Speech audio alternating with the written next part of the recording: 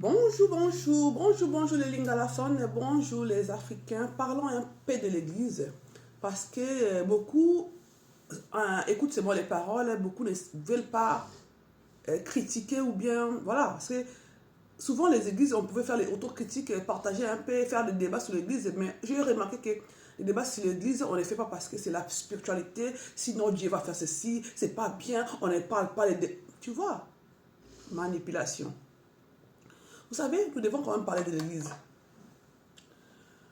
Pourquoi? Parce que l'église aujourd'hui est à la base de beaucoup de choses, surtout de la souffrance de l'Afrique. Vous voyez, les gens ne réfléchissent plus par eux-mêmes. Les gens réfléchissent maintenant par procuration ou par intermédiaire. Parce que les pasteurs avaient dit c'est ceci, maman elle a dit ceci, et puis voilà, ils transmettent ses pensées. Vous pensez maintenant par ces gens-là. Je ne suis pas contre Dieu.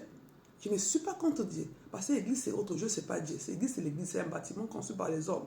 Mais Dieu, c'est l'esprit, on ne le voit pas, donc voilà. Maintenant, je voulais parler, je condamne aujourd'hui, oui, je condamne.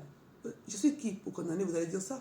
Je suis un être humain, créatrice de Dieu aussi. J'ai le droit de condamner les êtres humains, de condamner pas, condamner sur leur comportement et message seulement.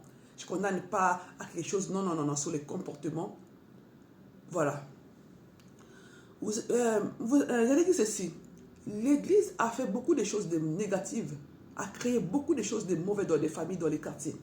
Vous allez remarquer qu'avant, on vivait mieux, on vivait en paix, on mangeait chez les autres.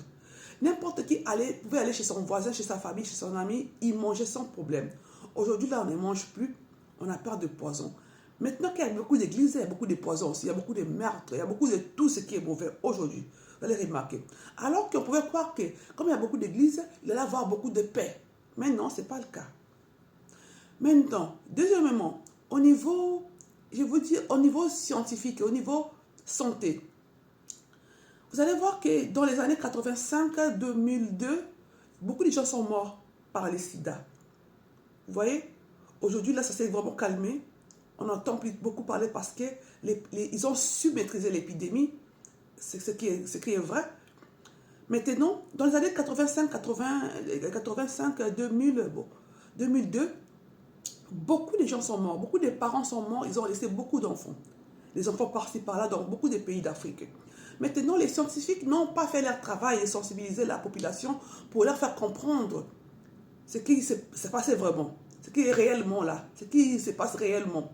Même s'ils ont essayé de parler, même s'ils ont parlé, même, ils étaient vraiment pas influencés. Parce que l'Église avait pris la place des scientifiques, la place de tout en fait. Des tribunaux, la place des condamnations, de tout, en tout cas tout. Du coup, l'Église dominait sur les familles. Les familles écoutaient plus les églises que les sciences, même les scientifiques. Parce que je sais que beaucoup de gens ont chanté aussi pour sensibiliser les gens, mais c'était inefficace. Les gens ne croyaient pas parce que l'Église a dominé les gens, que c'était la sorcellerie, c'était les péchés, ils ont tout dit en tout cas. Les enfants là, c'est par nos frères, sœurs, ces enfants là sont abandonnés, on les a chassés parce que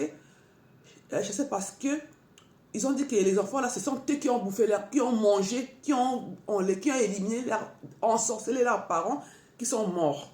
Donc les enfants là étaient abandonnés dans la rue. Donc les enfants là, il fallait survivre la nuit, il fallait survivre dans la nature. Il fallait faire n'importe quoi pour survivre. Manger, il fallait dormir. Donc alors, ils devaient lutter nuit et jour. Par n'importe quel moyen, par force, prendre un bâton, prendre une hache, n'importe quoi, pour tenir face aux brigands. Face aux criminels la nuit. Beaucoup de filles se sont violées, sont devenues filles-mères et sont papa. Beaucoup de filles aussi ont attrapé des maladies, sont morts même très jeunes aussi. Beaucoup de garçons aussi ont attrapé des maladies, ils sont morts très jeunes. Et les survivants sont devenus très cruels, bandits, qui font maintenant n'importe quoi. Beaucoup sont devenus des ratés, des drogués, ils font maintenant n'importe quoi. Des accros. Les accros à la drogue, ils sont devenus presque... Voilà, je sais pas, j'ai oublié les noms. Voilà. C'est vrai que vous avez déjà compris, je sais que vous avez déjà compris. Maintenant, au niveau environnement, dans nos parcelles, on avait tous des arbres. Les arbres qui réfléchissaient nos endroits, nos lieux d'habitation. Dans toutes les parcelles, presque il y avait des arbres. Il y avait au moins 3-4 arbres. Souvent, il y avait des arbres, des arbres de mangue, papaye, avocat, safou. Vous voyez tous ces arbres-là, il y avait de la parcelle, les papayes, les cocotiers. On avait tout ça là, les palmiers. C'était vraiment frais dans les parcelles.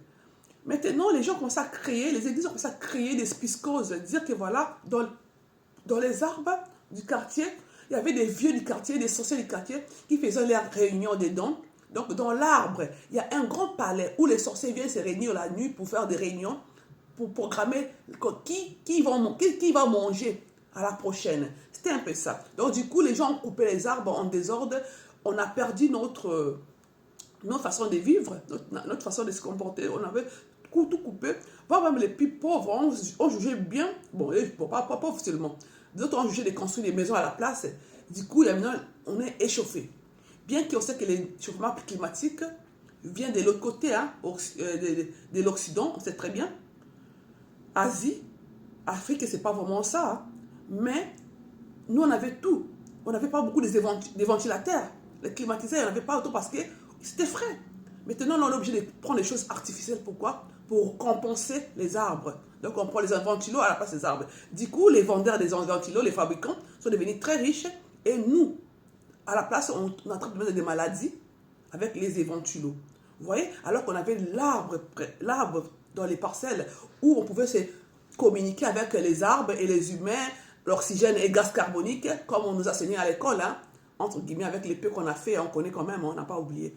Voilà, on peut quand même retenir certaines choses, même si, hein, voilà. Voilà ce qui nous arrive aujourd'hui. C'est vraiment la galère.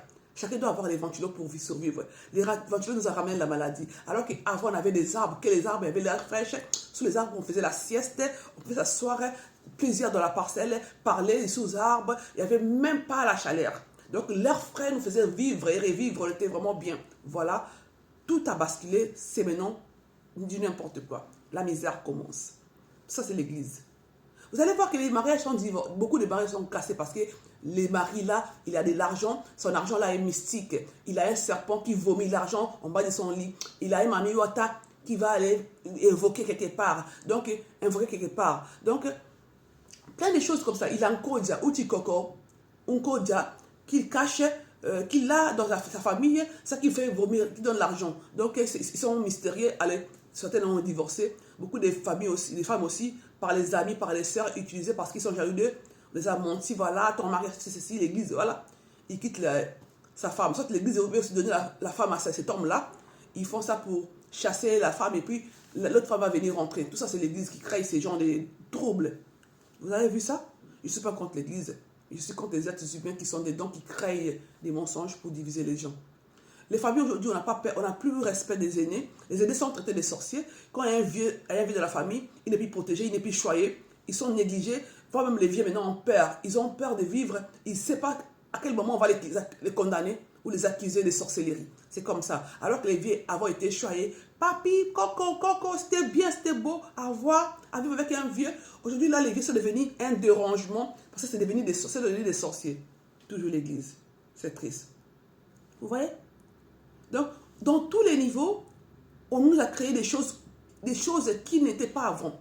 Les bandits, les filles mères, les filles violées, tout ça, alors que les viols avant n'avaient pas ça, parce que les filles doivent survivre dans les rues. Alors, il y a la famine aujourd'hui, il fallait que les filles, parce que les familles s'occupaient des enfants, parce qu'avant c'était quand quelqu'un meurt de la famille s'en occupait, s'occupait des enfants, des orphelins. Aujourd'hui, c'est pas ça. Ils sont dans les rues, abandonnés par eux-mêmes. C'est triste. Donc, vous avez vu, j'ai parlé de plusieurs choses, plusieurs étapes. Voilà, j'ai commencé par l'étape où la famille,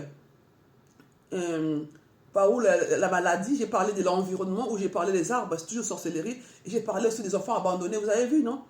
Comment l'être humain est dérangé aujourd'hui. Et l'amitié, et la famille, les prochains.